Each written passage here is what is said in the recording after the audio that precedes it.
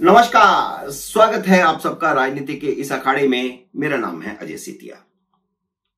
मित्रों, एनडीए के नेताओं ने राष्ट्रपति द्रौपदी मुर्मू से मुलाकात करके प्रधानमंत्री नरेंद्र मोदी के नेतृत्व में फिर से सरकार बनाने का दावा पेश कर दिया है। जब प्रधानमंत्री नरेंद्र मोदी राष्ट्रपति से मिलने गए तो उनके साथ नीतीश कुमार और चंद्रबाबू नायडू ही नहीं बल्कि समर्थन देने वाले बाकी सभी दलों के नेता भी मौजूद थे, जिनमें महाराष्ट्र के मुख्यमंत्री एकनाथ शिंदे भी थे, चिराग पासवान भी थे और भी सब लोग थे। शरद पवार को नीतीश कुमार ने और चंद्रबाबू नायडू ने बहुत निराश किया। वे सुबह सुबह ही समर्थन की चिट्ठियां लेकर के दिल्ली पहुंच गए थे और दिल्ली आकर के सीधे उन्होंने प्रधानमंत्री नरेंद्र मोदी से मुलाकात की। एनडीए की बैठक हुई जिसमें 15 दलों के नेता मौजूद थे और उन सभी ने तुरंत फुर्त नरेंद्र मोदी को दोबारा से अपना नेता चुन लिया।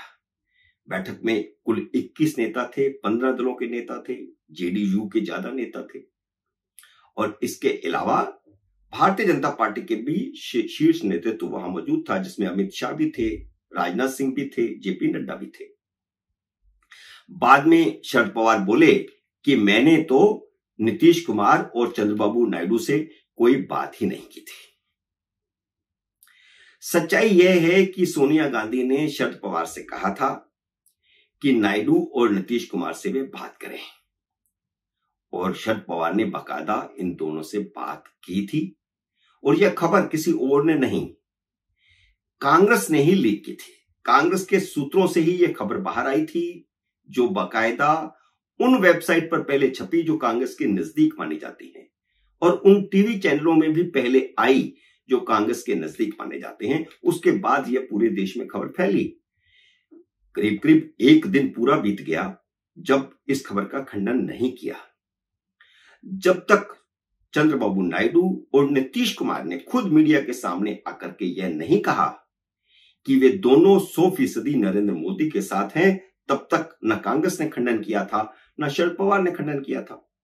खंडन इसका बाद में किया गया जब यह स्थिति क्लियर हो गई कि ये दोनों खिसकने वाले नहीं हैं और राहुल गांधी के प्रधानमंत्री बनने की सारी संभावनाएं जब खत्म हो गई, सोनिया गांधी का ऑपरेशन पंजा जब फेल हो गया, तब खंडन जारी किया गया कि शरद पवार ने कोई भी बात इन दोनों नेताओं से नहीं की थी।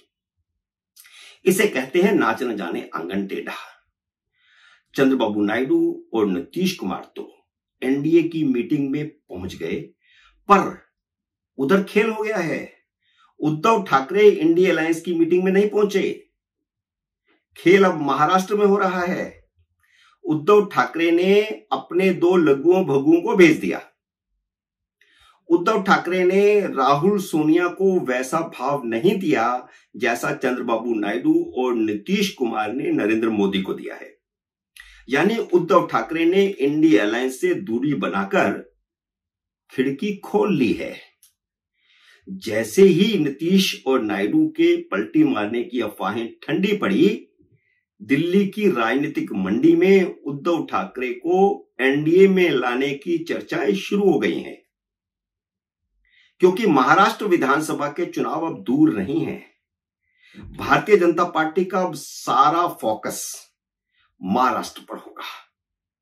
देवेंद्र फडणवीस ने इस्तीफे की इच्छा जता करके नई समीकरणों की बिसात बिछा दी है। क्या उद्धव ठाकरे और शिंदे में समझौता होगा? उद्धव ठाकरे को अगर 23 सीटों पर चुनाव लड़कर 9 सीटें मिली हैं, तो एकनाथ शिंदे ने 15 सीटें लड़कर के 7 सीटें जीती हैं। इनमें से 6 सीटों पर तो शिंदे गुट के साथ उद्धव गुट का सीधा मुकाबला था। शिंदे गुट के उम्मीदवारों को हराया है 6 सीटों पर। शिवसेना के दोनों गुटों ने कुल मिलाकर के 16 सीटें जीती हैं, जबकि 2019 में जब शिवसेना एक थी तो 18 सीटें जीती थी। यानी शिवसेना का कोई ज्यादा नुकसान नहीं हुआ है। भारतीय जनता पार्टी को भारी नुकसान हुआ, जो सिर्फ 9 सीटें जीत पाई, जबकि पिछली बार जब वह उद्धव ठाकरे के साथ थी तो 23 सीटें जीती थी। सीधा सीधा 14 सीटों का नुकसान भारतीय जनता पार्टी को हुआ है। शिवसेना का साथ होना कांग्रेस और एनसीपी के लिए फायदेमंद रहा। कांग्रेस सबसे ज्यादा 13 सीटें जीत गई और शरद पवार की पार्टी भी 8 सीटें जीत गई। जबकि पिछली बार जब भारतीय जनता पार्टी उद्धव ठाकरे के साथ थी तो कांग्रेस सिर्फ 1 सीट जीत पाई थी और एनसीपी 4 सीटें जीत पाई थी। यानी महाराष्ट्र की राजनीति में उद्धव ठाकरे का महत्व इस समय सबसे ज्यादा है। अब जो भी खेल होगा वह महाराष्ट्र में होगा और महाराष्ट्र के अलावा हरियाणा में होगा, क्योंकि ये दोनों ही राज्य भाजपा के हाथ से जाते हुए दिखाई दे रहे हैं और भाजपा को इन दोनों राज्यों को बचाना है और इन दोनों ही राज्यों में इस साल के आखिर में ही चुनाव है। भाजपा में उद्धव ठाकरे को साथ लाने का मंथन जारी हो गया है। उद्धव ठाकरे ने इंडिया अलायंस की मीटिंग में नहीं जाकर खुद को न्यूट्रल बना लिया है, एक संकेत उन्होंने दे दिया है। इंडिया अलायंस में सबसे ज्यादा खुश अखिलेश यादव और ममता बनर्जी का भतीजा अभिषेक बनर्जी थे। मैं बैठक की बात कर रहा हूं। कांग्रेस के अलावा इन दोनों ने मोदी का रथ रोका है। कांग्रेस को इस बात का ज्यादा अफसोस नहीं है कि राहुल गांधी पीएम नहीं बन पाए। ऐसी उम्मीद कांग्रेस ने पाली भी नहीं थी, पर मोदी के फिर से पीएम बनना कांग्रेस को हजम नहीं हो रहा। इंडिया अलायंस का सारा प्रचार तो मोदी विरोध पर आधारित था। भले ही मोदी की 63 सीटें घट गई, कांग्रेस ने या बाकी इंडिया अलायंस के दलों ने 63 सीटें छीन ली, पर मोदी तो फिर प्रधानमंत्री बन गए। खिसियानी बिल्ली खंबा नोचे वाली बात है। जैसे ही इंडिया अलायंस की मीटिंग शुरू हुई, मल्लिकार्जुन खड़गे बोले कि जनादेश मोदी के खिलाफ है, उन्हें नैतिक के आधार पर हार स्वीकार करनी चाहिए और उन्हें प्रधानमंत्री नहीं बनना चाहिए, भाजपा को नया नेता चुनना चाहिए। जब मल्लिकार्जुन खड़गे ने यह बयान दिया, बैठक में यह बात कही, तो साफ हो गया कि हार मान ली गई है।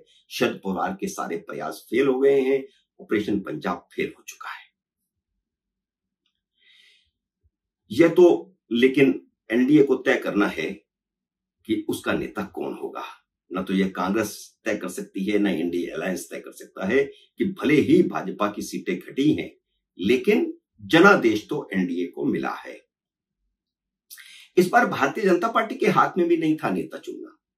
नेता चुनना इस बार एनडीए के हाथ में था और भारतीय जनता पार्टी की ऐसी हैसियत भी नहीं थी, क्योंकि बहुमत नहीं मिला था, कि वह अपना नेता एनडीए पर थोप सकती। कांग्रेस समझ कर बैठी थी कि मोदी खुद ही पीएम बनने से इनकार कर देंगे, नहीं तो भाजपा कोई सर्वमान्य चेहरा लाएगी। लेकिन जैसे ही एनडीए ने मोदी को फिर से नेता चुना, कांग्रेस आपे से बाहर हो गई। न सिर्फ मल्लिकार्जुन खड़गे बल्कि पी चिदम्बरम ने भी मीडिया के सामने यह बात कही कि मोदी हार गए हैं, उनको पीएम नहीं बनना चाहिए। असल में यह चुनाव ही इंडिया अलायंस ने भ्रम फैलाकर और झूठ फैलाकर जीता है। जीता तो नहीं है, पर इंडिया अलायंस में फिर भी जश्न का माहौल है।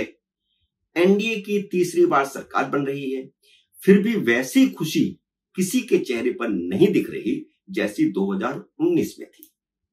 कारण साफ है कि सरकार भले ही बन रही है, पर 2019 में सरकार पर जो भगवा रंग चढ़ा था वह उतर गया है। अब आने वाले 5 सालों में यह भगवा सरकार नहीं होगी, भाजपा सरकार नहीं होगी, मोदी सरकार भी नहीं होगी। अब यह एनडीए सरकार होगी, जैसे मनमोहन सरकार नहीं थी, यूपीए सरकार थी। मित्रों, उम्मीद है मेरा यह वीडियो आपको पसंद आया होगा। इसे लाइक और शेयर कीजिए। अगर आपने मेरे YouTube चैनल को अब तक सब्सक्राइब नहीं किया तो कृपया सब्सक्राइब करके अपना आशीर्वाद दीजिए। जल्दी मिलते हैं अगले वीडियो में किसी अन्य विषय के साथ। तब तक नमस्कार।